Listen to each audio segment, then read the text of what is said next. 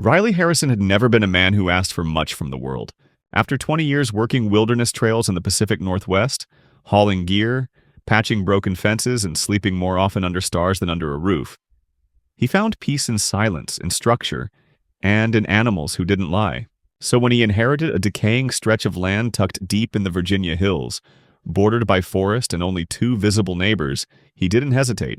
He sold everything, packed what little he owned, and moved onto the old family property, determined to make it work.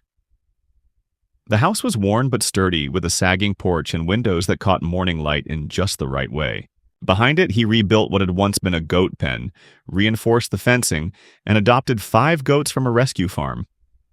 They were stubborn, wild-eyed, loud, and weirdly calming. Riley didn't name them. He wasn't sentimental that way, but he recognized each by sound and gait. This, he told himself, was the closest he'd ever get to quiet freedom. His peace, however, didn't last long. 2 weeks after settling in, he heard the unmistakable crunch of tires over gravel and saw a hulking white SUV pulling up the narrow access road. Out stepped Karen Manning, wide-shouldered, thick-waisted, and dressed in a matching pastel tracksuit that looked like it was trying too hard to be casual. She carried herself with the authority of someone who believed she had jurisdiction over air, dirt, and sky. Riley was polite. He always was. Karen was not. Within minutes, she was pointing out the visual disorder of the goat shelter and suggesting he repaint the barn, something more neighborhood appropriate. Riley, with the patience of someone who'd learned long ago not to feed pointless fires, simply nodded, then said, "I'll think about it," and went back to stacking lumber. But Karen didn't do well with dismissal. In the days that followed, Riley noticed her watching from her deck with binoculars. Once, he caught her parked at the property edge, jotting something in a notepad. When he waved, she drove off without acknowledgement. There was something in her attention that wasn't just neighborly nosiness. It was closer to surveillance loaded with judgment, as if Riley's very presence offended some unspoken code of conduct. He wasn't surprised. People like Karen didn't like what they couldn't control. Still, he kept his head down. He had goats to feed, fencing to reinforce, and soil that needed tilling before the season turned. He didn't come here to make enemies, but as he watched her SUV disappear down the hill one afternoon, Riley felt it in his bones. The way the wind stiffened and the goats grew restless. Trouble, he thought. The kind that didn't announce itself with shouting but crept in through the side door, dressed in pastel and wearing a smile. It was just after 5 in the morning when Riley first realized something was wrong. The sky outside was still dark, tinged only slightly by the approaching dawn, and the usual early clamor of his goats hadn't started yet. Normally, by this time, they were already stirring, rustling against the pen fencing, bleating for breakfast, their restlessness part of the rhythm of his mornings. But that day, there was nothing. No sound, no motion, no impatient stomping. Just silence. That silence felt off, and Riley, still barefoot, pulled on his boots and stepped out onto the cold porch boards with a quiet urgency. As soon as he rounded the corner of the house, he saw it. The goat pen, the one he'd built with his own hands, the one reinforced after a black bear had wandered nearby weeks ago, stood open. The gate, secured each night with 2 sliding latches and a metal chain, was hanging loosely, swaying gently in the breeze like it had been opened deliberately, not forced.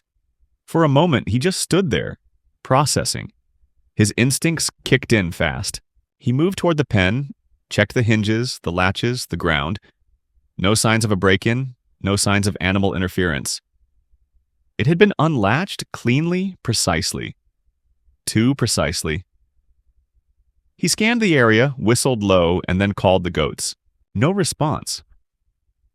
His breath hung in the cold air as he walked the perimeter, then jogged into the tree line, knowing that if they'd gotten out at night, they could have wandered far, maybe toward the neighboring properties or even down to the creek bed. What followed was 2 hours of tracking prints through wet soil, calling into the woods and coaxing one frightened goat out of a bramble patch with a half-empty apple from his jacket pocket. Eventually, he recovered them all. 3 had headed downhill. 1 was standing in his neighbor's vegetable patch, chewing on what looked like a zucchini leaf, and the last one was perched on the hood of a familiar SUV, legs spread wide, smearing mud across the windshield as it brayed triumphantly at nothing. The SUV was Karen's.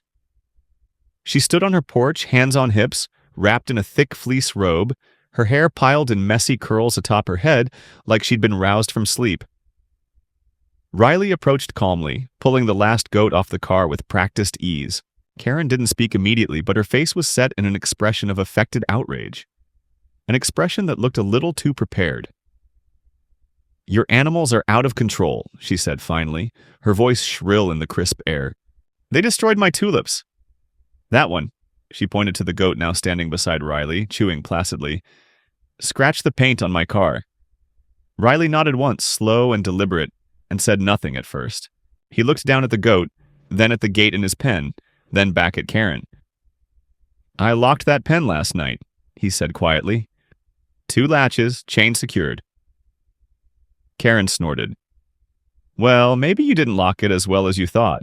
Those things—" She gestured vaguely. "They're stronger than they look." But Riley had checked. He knew the gate, knew his routine, knew how the chain looped and how the lock clicked into place. There was no chance it had come loose by itself, and even less that a goat had worked out how to open a latch with opposing tension. This wasn't an accident. Still, Riley didn't push the point. He apologized for the inconvenience, offered to pay for any damage, and calmly walked his herd back to the property, making sure the gate closed behind him with a solid metallic clang that echoed through the trees. But once back inside, he didn't go to the kitchen for coffee like usual. Instead, he walked to the shed, pulled out the motion sensor camera he used during hunting season, and mounted it high above the pen, angled toward the gate. He made sure the batteries were fresh. That night, he didn't sleep much. Every creak outside felt deliberate, every shift in wind suspicious.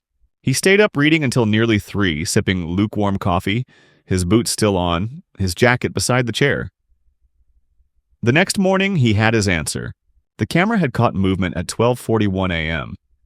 A figure in a bathrobe, large frame, hunched posture, carrying what looked like a flashlight, moving toward the pen gate, stopping for only a moment, and then retreating back toward the gravel road.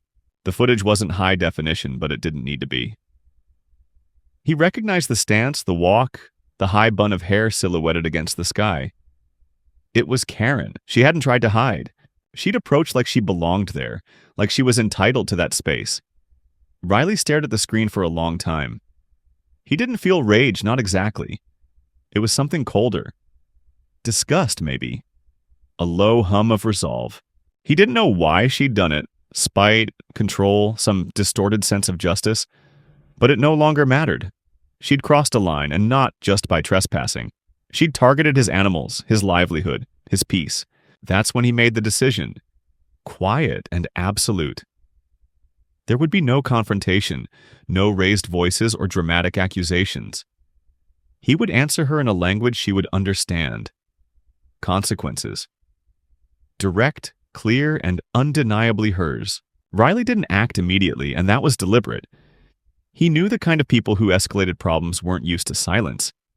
They thrived on attention, reaction, any validation that their intrusion had struck a nerve.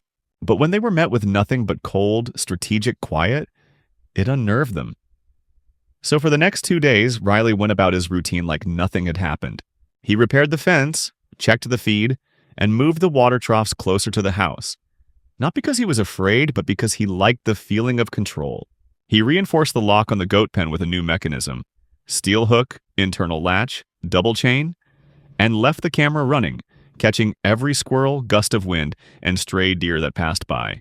Karen, in turn, didn't show her face for a while, and Riley knew that was the lull before the next shift. People like her didn't retreat. They waited. 3 nights later, it happened again. Riley had just finished rinsing off the tools he'd used to repair a cracked pipe near the greenhouse when the goats started braying like mad. Not their usual hungry chorus, but panicked, disoriented, sharp. He rushed out with the flashlight and found the pen still closed, but something wasn't right. They were clustered in the far corner, stomping and huddling as if something had invaded their space. When he swept the beam of his light around, he found it.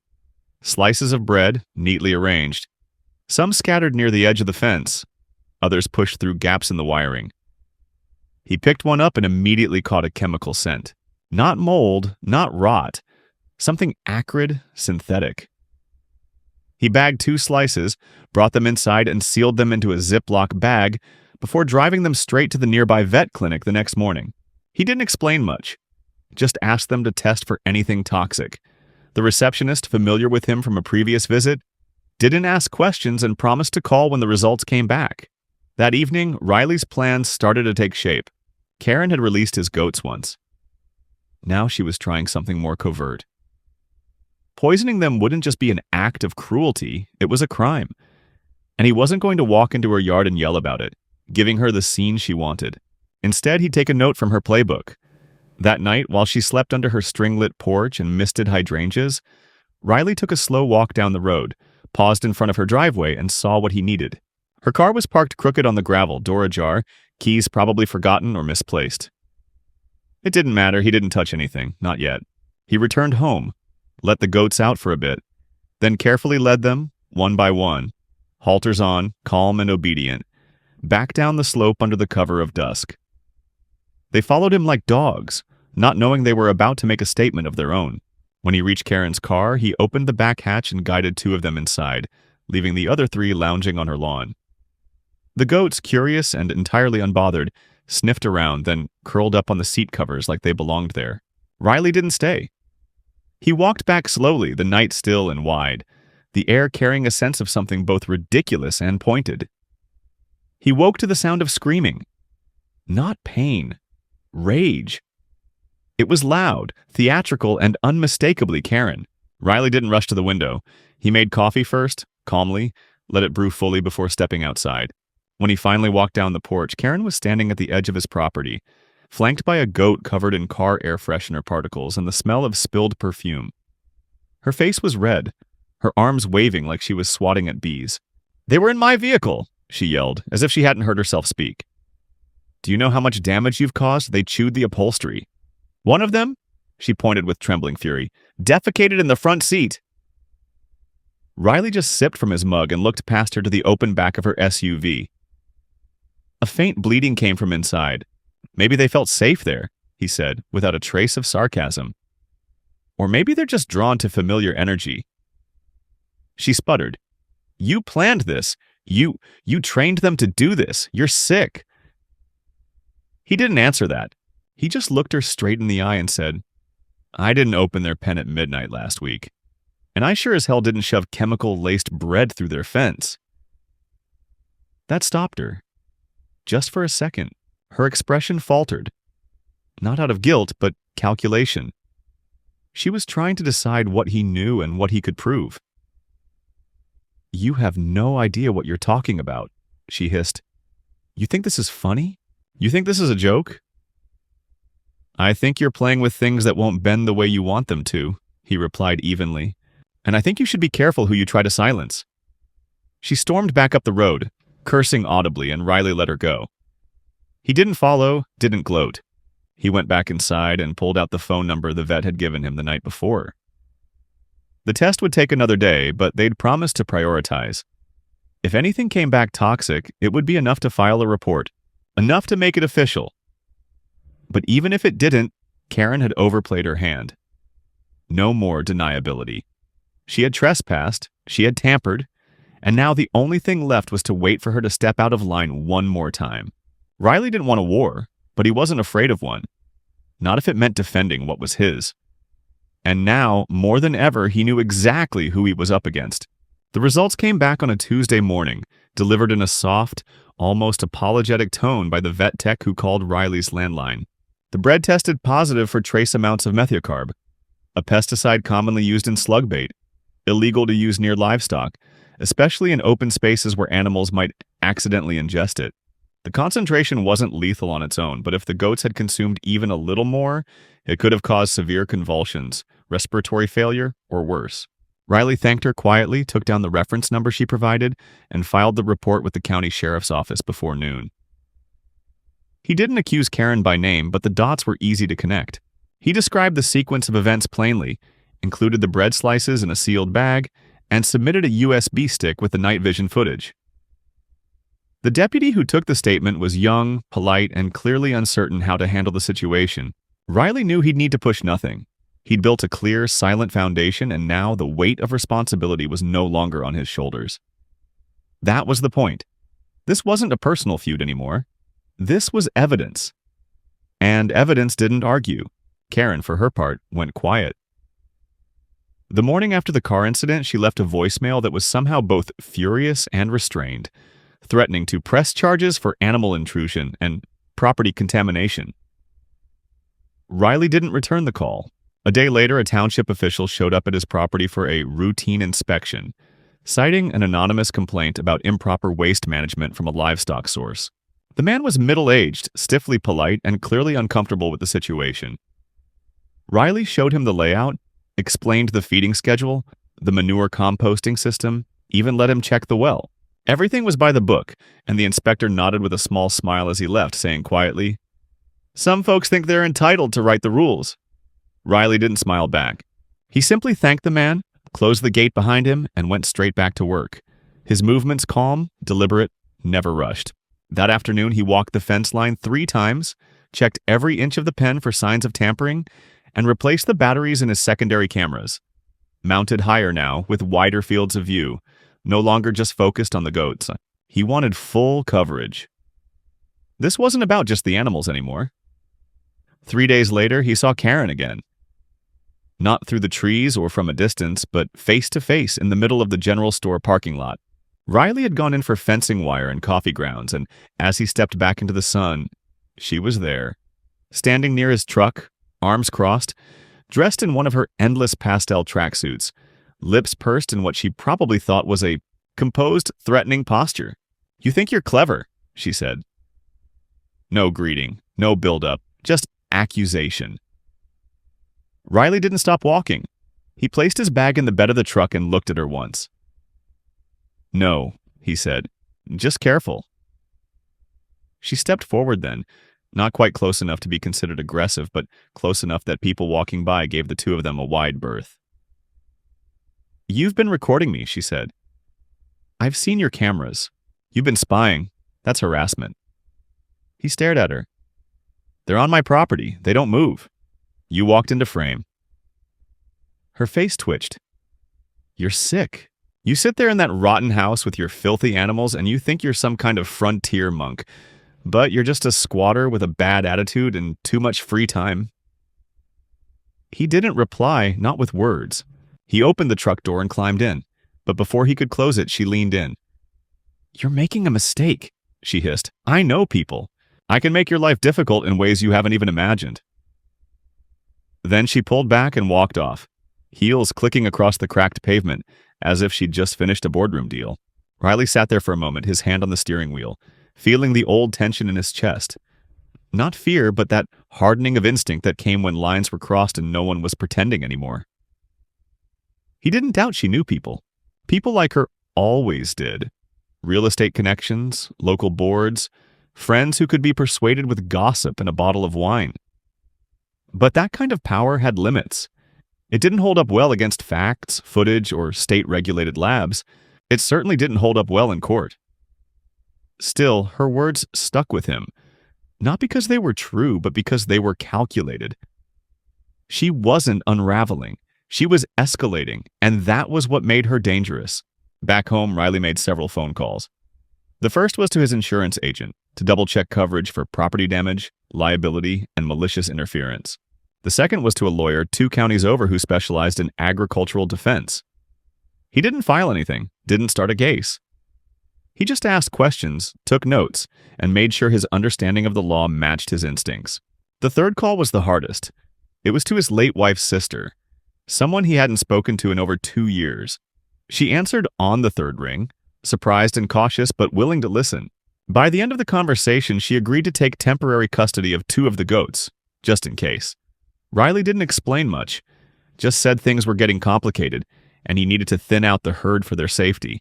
That night, as he stood by the back gate watching the hills fade into dusk, he didn't feel victorious or vindicated. He felt focused. This was no longer about bad neighbors or unwanted visitors. Karen had made it personal. Now it was about maintaining order through preparation, documentation, and control. The emotional part was done. What came next would be execution. Quiet, legal, unstoppable. It was the kind of morning that hinted at coming storms. Air too still, birds too quiet, the ground heavy with humidity. And Riley felt it in his bones before anything actually happened. He'd learned to read the weather long before forecasts came to his phone, back when knowing the way clouds bent behind the trees could save you from being stranded 3 hours from shelter. That morning, he sensed more than just rain. He sensed another move, and sure enough, as he rounded the east side of his property, heading toward the small pump shed behind the greenhouse, he saw it. 4 shallow trenches carved cleanly into the soil just past the fence line, right where his goats usually grazed. At first he thought it was an animal, maybe raccoons, but then he noticed the symmetry. 4 stakes, recently pulled, had left marks that aligned perfectly with where someone would place signs. His breath caught, not from panic, but from the slow realization that someone had installed something, and then, perhaps spooked or cautious, taken it down. And he already had a good idea who that someone was. That suspicion hardened into certainty by the time he received the envelope. It arrived by hand, left tucked beneath a rock on his front step, a thick manila packet without postage, sealed with clear tape, and labeled only with his name in neat, almost schoolteacher-style cursive. Inside were printed pages, complaints, claims of environmental hazard, noise disturbances, and multiple citations under local municipal ordinances for unlicensed animal housing. Most were laughable. A few contained photos taken through zoomed lenses. His goats at the water trough, a compost pile during turnover, a shot of his porch with a muddy boot print highlighted like it was evidence of a crime. It was a dossier of fiction dressed as legality, and it reeked of Karen. But what chilled Riley wasn't the content. It was the volume. She'd done her research. She'd found loopholes in zoning codes, cited obscure bylaws from agricultural commissions, even included a note about pending review of animal cruelty allegations, all without ever stepping foot onto his property again. She was attacking him the only way she could now, through process, through paper, through pressure. Riley spent that afternoon gathering his own documents. Purchase records for the goats, certification from the vet, photos of the reinforced shelter, and the original layout plans of the land from when it was still a working farm. He wasn't intimidated, but he wasn't stupid either. People lost homes not from violence, but from paperwork they didn't see coming. That night, as a thunderstorm rolled in, shaking the windows and soaking the fields, he moved his goats into the barn, secured the doors, and placed laminated warnings outside the fence. No trespassing. Animals under veterinary monitoring. Area under video surveillance. He wasn't bluffing. Every camera was running, every file backed up, every motion-triggered light tested. Karen would have to escalate again to breach that line, and he knew she would. She had no other direction left to go. It came sooner than expected. 2 nights later, at precisely 3:18 a.m., the outer floodlight flicked on. Riley was already half awake. Something in his gut had kept him restless, and he moved quickly to the control room he'd built inside the pantry. The screens lit up one by one, showing shadows moving across the lower field. 3 figures. 2 crouched, carrying what looked like small containers or buckets, and a third holding a flashlight, directing them with short gestures. They moved with coordination, not like kids pulling a prank. These were adults, organized. Riley's first instinct was to step outside, shotgun in hand, but he held back. Instead, he hit record all on the DVR system and watched. The intruders moved quickly along the edge of the goat field, dumping something into the troughs, scattering powder along the fence line, and slipping a plastic bag beneath the door of the barn. Then, just as swiftly, they vanished, ducking into the trees and disappearing down the ridge. Riley didn't chase them. He waited until full sunrise, inspected the troughs without touching them, and called the sheriff directly this time. Not the deputy, not the front desk. He asked for the lead investigator on his existing complaint. By noon, 2 cruisers had rolled onto the property. They wore gloves, collected samples, photographed prints, and reviewed the footage. One officer, a tall, older man with the weariness of someone who'd seen too much rural nonsense, asked the same question twice in different tones. "You're saying you didn't recognize any of them?" Riley looked him dead in the eye and repeated, "No, but I have a pretty good guess who sent them." The officer nodded. "We'll pull surveillance from the county roads. Someone had to drive them in. You've got enough here to file for injunction and protective order if you want it." Riley agreed without hesitation. By the end of the day, the barn was treated as a restricted zone. Animal control officers had arrived and taken independent samples, all confirming the presence of laced feed. Traces of tranquilizer used in livestock theft. Karen hadn't just wanted to hurt him. She wanted the animals gone, preferably by disappearance, ideally with suspicion turned back toward Riley himself. She wanted him out by discrediting him, by turning every interaction into a liability. But her reach had outgrown her skill. Bringing others in had shifted the game. She had invited real investigation now, and that could no longer be contained to gossip and paperwork. That evening, as rain returned in steady sheets and the field steamed with the wet heat of a fading storm, Riley stood in the barn doorway and watched his goats eat under red heat lamps. 2 were still sluggish from the exposure, but stable. The others had rebounded fast. They didn't know the danger that had brushed them. They only knew the man who brought them hay and water, the man who kept their shelter warm, the one whose boots they followed when the wind got too strong. He didn't talk to them, not out loud, but he didn't have to. Animals understood tone better than people. They understood loyalty without language. He sat down on an overturned feed bucket, leaned back against the wooden wall, and let the exhaustion set in. This wasn't over. Not by a long shot. But the shape of the battle had changed. She had crossed into criminal territory now, and that was a realm where her tricks carried real weight. But so did his evidence. So did facts. And unlike her, he was ready to outweight anyone. Riley knew storms. He didn't run from them.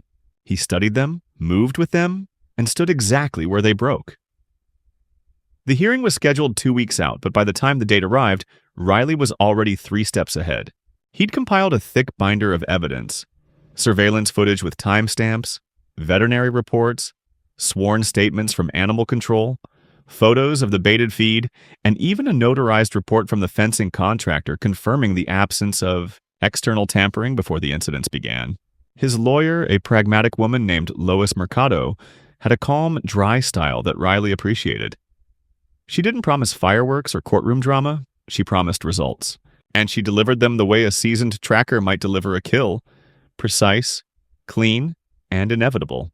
The morning of the hearing, the county courthouse buzzed with casual energy. Clerks, petitioners, small claims arguments murmuring through the halls. But Riley felt a different charge. His hands were steady, his boots silent on the tile. He didn't come to argue. He came to close the door. Karen arrived late, flanked by a man in a tan blazer with no tie and too much cologne. Her face was flushed before she even entered the courtroom, and her usual smug control had frayed at the edges. She didn't make eye contact with Riley. She scanned the room as if looking for someone who might rush to her defense, someone who could still confirm her version of the world. But this wasn't the neighborhood or her patio committee. This was a legal space, and in here, truth had mass. Facts could bruise. Her lawyer tried the expected strategy: question the legitimacy of the video footage, suggest that the feed had been tampered with, propose that the trespassers could have been random vandals. But Lois anticipated every step. Do the random vandals often carry veterinary-grade sedatives? She asked without a flicker of sarcasm. Do they leave behind matching chemical markers that align with substances stored in our respondent's gardening shed, confirmed by independent sampling? The judge, a thin man with a deliberate voice, didn't need dramatic persuasion. He asked questions softly, made notes carefully, and let the weight of the evidence settle like stone. Then came the moment Riley hadn't expected. Karen broke. Not dramatically, not with tears or yelling, but with a kind of cold implosion.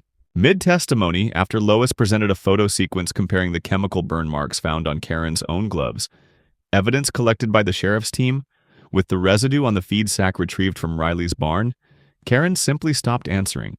Her voice thinned to silence. Her lawyer whispered urgently, but she didn't respond.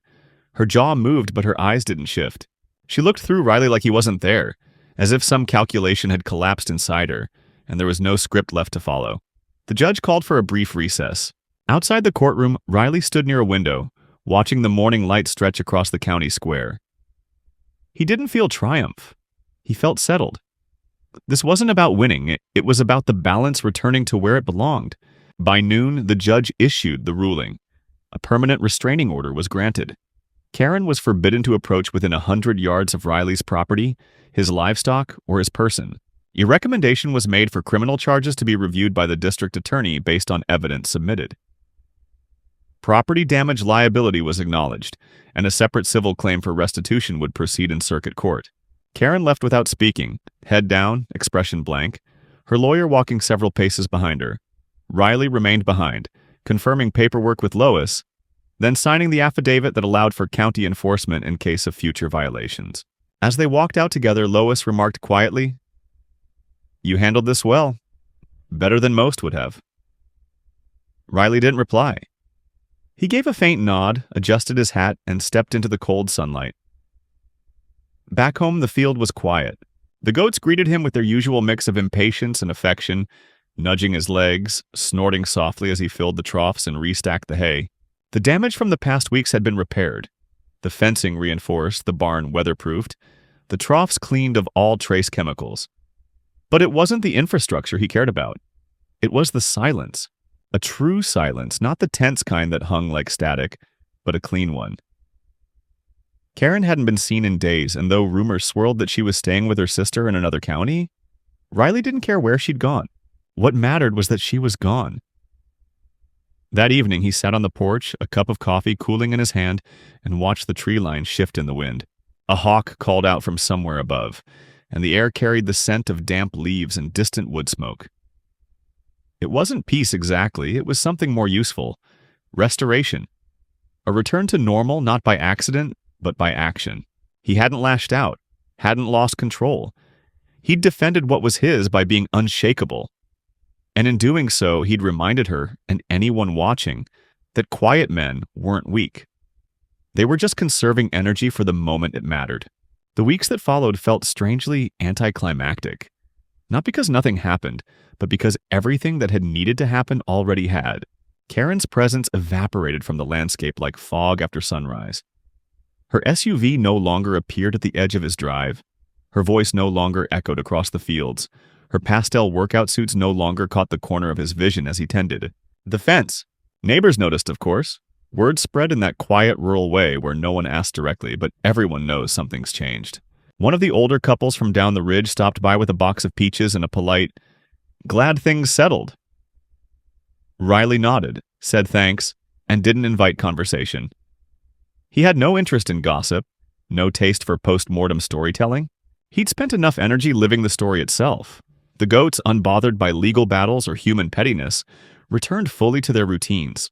They roamed the upper field again, sunbathed in the clearing near the oak tree, and pushed each other aside at the feed bins with the same stubborn entitlement they always had. Riley added a new shelter shed near the edge of the pasture, built it by hand over 3 days using leftover lumber and salvaged steel. It wasn't a defense.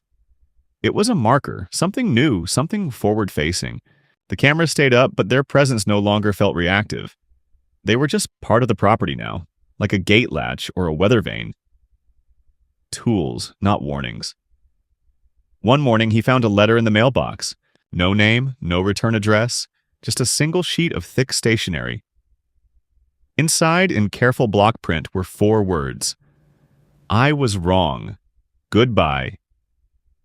He burned it in the fire barrel without hesitation. Whether it was from Karen or someone else didn't matter. He didn't need apology. He didn't need closure. He had the land, the quiet, and his animals. That was the only closure that counted. Later that week, Riley took the goats on a longer walk than usual through the lower pasture, down to the stream that bordered his property. The sun was low, golden light sliding across the grass, and as he watched the herd navigate the bank, clumsy but confident, he felt the stillness inside him settle. Not a pause, a root, a truth. The storm had come, and he had not broken. Not because he was unshakable, but because he had chosen carefully when to stand firm, when to speak, and when to let silence do the rest. That was strength. That was survival. That was his story now.